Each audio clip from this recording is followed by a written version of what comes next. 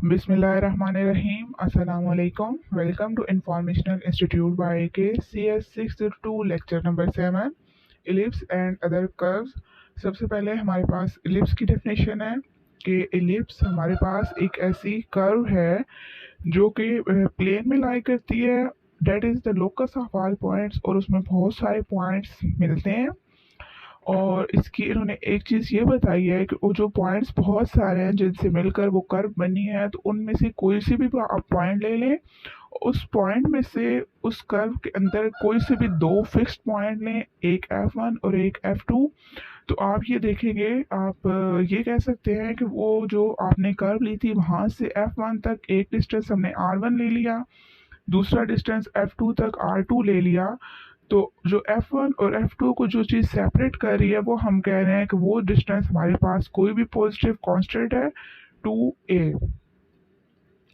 This result in the two center bipolar coordinate equation r1 plus r2 is equal to 2a। तो इन्होंने ये distance measure किया है कि उस फिक्स पॉइंट से जो कर्व तक किसी भी पॉइंट, कर्व के किसी भी पॉइंट तक जो डिस्टेंस था तो वो हमारे पास 2a आ जाता था। इस a को उन्होंने कहा है कि ये हमारे पास मेजर एक्सिस है, यानी आप देख रहे हैं ये साइड पे डायग्राम है कर्व की। तो जो कर्व जहाँ पे हमारे पास लॉन्ग डिस्टेंस आ रहा है कर्व का, तो वो हम कह देते हैं कि मेजर एक्सिस है, और जो बिल्कुल शॉर्ट है तो वो हम कह रहे हैं कि वो माइनर एक्सिस है। यानी साइड पे देख लें, जो उन्होंने डिस्टेंस मेजर किया है 2b, यानी जो वर्टिकल लिया है, क्योंकि वर्टिकल कम है हॉरिजॉन्टल ज़्यादा है। वर्टिकल जो भी कम होगा, चाहे वो वर्टिकल है या फिर वो हॉरिजॉन्टल है, तो हम उसको जो कम है वो माइनर आ जाएगा, जो ज़्यादा है वो मेजर आ जाएगा। नीचे लिप्स की हिस्ट्री बताई गई है कि सबसे पहले इसे मिनाकमस ने स्टडी किया था, यूक्लिड ने इस पर इन्वेस्टिगेट किया था और इसका नेम अपोलोनियस रखा था।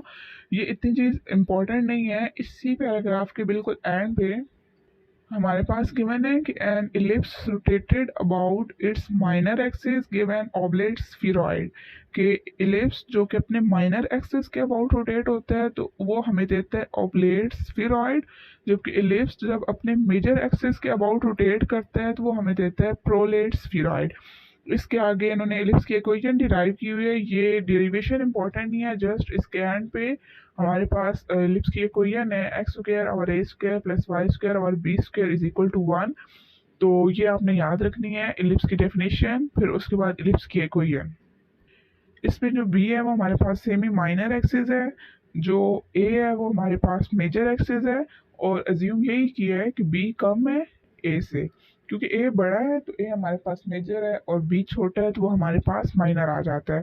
इससे नीचे इन्होंने कहा है कि अगर हमारे पास सेंटर 0 0 के अलावा कोई भी आ जाता है, वो एक्स नॉट वाई नॉट इन्होंने ले लिए, तो इलिप्स की इक्वेशन को हम इस तरह डिफाइन करेंगे कि एक्स में से एक्स नॉट को माइनस कर देंगे, वाई में से वाई नॉट को माइनस कर देंगे, तो हमारे पास इलिप्स की इक्वेशन आ जाएगी। फिर इसी तरह इलिप्स ड्राइंग टेक्निक, सबसे पहले तो इलिप्स हम जो इलिप्स की इक्वेशन है उससे डिराइव कर सकते हैं, और उसके अलावा हमारे पास पोलर कोऑर्डिनेट्स जो हैं वो आर और थीटा, उनके ज़रिए हम इलिप्स जो है वो ड्रा कर सकते हैं। पोलर इक्वेशन इन्होंने आगे दी हुई है कि एक्स को हम ले लेते हैं पोलर में x c plus r x cos theta, और वाई को ले लेते हैं y c plus r y sine theta. आगे फोर वे सिमेट्री, इससे पिछले हमने सर्कल का कहा था, तो सर्कल हमारे पास ऑक्टेंट में सिमेट्रिक है, जबकि जो इलिप्स है वो हमारे पास क्वाड्रेंट में सिमेट्रिक है। नीचे फिर मिड पॉइंट इलिप्स एल्गोरिदम इन्होंने दे दिया है। मिड पॉइंट, आप मिड पॉइंट मेथड में इलिप्स को किस तरह ले सकते हैं, एफ इलिप्स एक्स वाई ले लिए, r y square x square plus r x square y square minus r x square r y square. तो अगर ये इक्वेशन 0 से लेस आती है तो हमारे पास जो x और y हैं जो कि मिड पॉइंट है उस इलिप्स के, वो सर्कल की बाउंड्री के अंदर लाई करेंगे, यानी वो जो इलिप्स की कर्व है उसके अंदर लाई करेंगे। इक्वल टू 0 है तो बिल्कुल उसकी बाउंड्री के ऊपर, और अगर ग्रेटर देन 0 है तो वो आउटसाइड द बाउंड्री। इससे नेक्स्ट इलिप्स इसी का एल्गोरिदम है, लेकिन वो इतना इंपॉर्टेंट नहीं है। यहाँ पर आगे गिवन है अदर कर्व्स। ये एमसीक्यूज के लिहाज से इम्पोर्टेंट है, क्योंकि इसमें से एमसीक्यूज पास्ट पेपर में से कुछ आए भी हुए हैं। इसमें बताया गया है कि हमारे पास जो कर्व्स हैं या कर्व फंक्शंस जो हैं वो कहाँ कहाँ पे यूज़ होते हैं। तो ऑब्जेक्ट मॉडलिंग में animation path specification data functions graphic and other graphic application इन्होंने बताया हुआ है कि किस किस तरह हमारे पास कर्व कहाँ कहाँ पे यूज़ हो रही हैं। और जो ज़्यादातर कर्व्स हैं जो कि बहुत ज़्यादा यूज़ होती हैं कॉनिक्स ट्रिग्नोमेट्रिक एक्सपोनेंशियल फंक्शन, और इनकी जो मिलकर हमारे पास इन इक्वेशन से हमारे पास जो कर्व बनती है वो ज़्यादातर यूज़ होती है। नीचे कॉनिक सेक्शन का बताया है। कॉनिक सेक्शन हमारे पास जब भी एक प्लेन लेंगे और साथ में जब उस पर कोण ड्रा करेंगे तो वो हमारे पास आ जाएगा कॉनिक सेक्शन, यानी एक प्लेन और कोण का इंटरसेक्शन हमारे पास कॉनिक सेक्शन आ जाता है। इधर नीचे उन्होंने मुख्तलिफ किस्म की जो कॉनिक सेक्शन दी हुई हैं, यानी सर्कल एलिप्स पैराबोला हाइपरबोला, और साथ ही उन्होंने कॉनिक इक्वेशन दिया जो कि जनरल इक्वेशन है और बहुत इंपॉर्टेंट है, ये आपने लाजमी याद करनी है। A X square plus B X Y plus C Y square plus D X plus E Y plus F equal zero. और आप जो इक्वेशन है B square minus four A C, इससे आप बता सकते हैं कि कॉनिक सेक्शन जो या आप टाइप ऑफ सेक्शन बता सकते हैं कि कौन सा है। अगर ये हमारे पास लेस देन ज़ीरो आती है तो वो हमारे पास एक कर्व या एक गोल दायरे की सूरत में आ सकता है। यानी एलिप्स है वो सर्कल की तरह होती है, बिल्कुल मतलब दायरे में सर्कल है। और या वो एक बिल्कुल सिंपल पॉइंट हो सकता है जो कि वो भी गोल ही होता है, या फिर नो कर्व कुछ भी नहीं होता। या फिर वो इक्वल टू ज़ीरो जब आता है तो उसका मतलब ये होता है कि वो हमारे पास डिसजॉइंट कोई भी आ सकता है। वो पैराबोला होता है, वो पैरेलल लाइंस आ सकती हैं। मतलब एक डिसजॉइंट डायग्राम बनती है ना कि वो किसी भी पॉइंट पे मीट नहीं कर रही होती, अलग से दो पैरेलल लाइन, पैराबोला सिंपल एक लाइन या नो कर्व। और जब ग्रेटर देन ज़ीरो आता है तो हमारे पास हाइपरबोला और टू इंटरसेक्टिंग लाइंस के मतलब हमारे पास दो लाइंस होती हैं जो कि मीट कर रही होती हैं, कहीं ना कहीं पे इंटरसेक्ट कर रही होती हैं। तो इससे नेक्स्ट हमारे पास एक टेबल में उन्होंने सर्कल एलिप्स पैराबोला हाइपरबोला की हॉरिजॉन्टल जो इक्वेशन है वो दी हुई है, वर्टिकल दी हुई है। साथ में उन्होंने वेरिएबल बताया है कि सर्कल में आर वेरिएबल है, एलिप्स में ए बी है, पैराबोला में पी है, हाइपरबोला में इसी तरह ए और बी है। और नीचे उन्होंने उनकी डेफिनेशन बताई है कि किस तरह हम इन कर्व्स को डिफाइन कर सकते हैं। हाइपरबोला की डेफिनेशन क्या है हमारे पास कि ऐसा सेट ऑफ पॉइंट्स जिसके जो डिफरेंस है किसी भी दो पॉइंट से वो कोई सी भी कांस्टेंट हो सकता है। यानी जो फिक्स पॉइंट हम लेते हैं उन्हें हम फोसाई कहते हैं। जो हाइपरबोला होता है वो दो ब्रांचेस पर मुश्तमिल होता है। आप साथ में डायग्राम देख लें, एक ऊपर ब्रांच है बॉटम, एक बॉटम पे है एक टॉप पर है, और जो लाइन सेगमेंट इन दोनों को कनेक्ट कर रही है उसे हम कहते हैं वर्टिसेस। और जहाँ पे वो लाइन दोनों की जो लाइन का मिड पॉइंट है उसको हम सेंटर कहते हैं। वो लाइन वहीं पे जो मीट कर रही है उसे हम ट्रांसवर्स एक्सिस कहते हैं।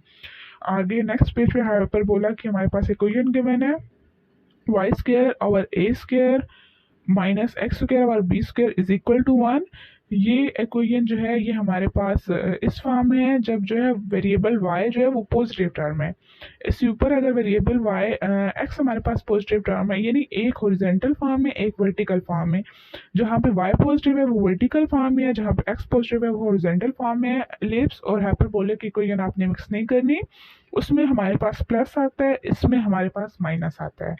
और इससे इस पेज के बिल्कुल एंड पर उन्होंने बताया है कि हमारे पास जो हाइपरबोला की इक्वेशन है अगर सेंटर कोई सा भी ओरिजिन के अलावा है यानी एच के हम ले सकते हैं, तो एक्स में से एच माइनस कर देंगे, वाई में से के माइनस कर देंगे।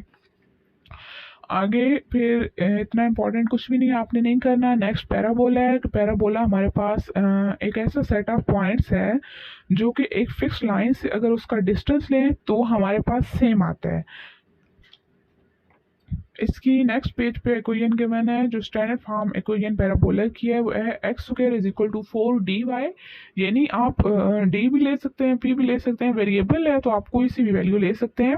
जब जो है वह हमारे पास हॉरिजॉन्टल एक्सिस होगा तो x square is equal to 4dy आएगा। जब वर्टिकल होगा तो वाई स्क्वायर नहीं, जब वर्टिकल होगा, सॉरी मिक्स कर दिया मैंने, जब वर्टिकल होगा तो x square is equal to 4dy आएगा। और जब हॉरिजॉन्टल फॉर्म में होगा तो हमारे पास Y square is equal to T X आ जाएगा। और नेक्स्ट आपके rotation of axes animated application, ये बिल्कुल भी इम्पोर्टेंट नहीं है, आप देख लीजिएगा अगर देखना चाहें, लेकिन मैंने खुद पेपर दिए हुए मुझे पता है इसमें से कुछ भी नहीं आता।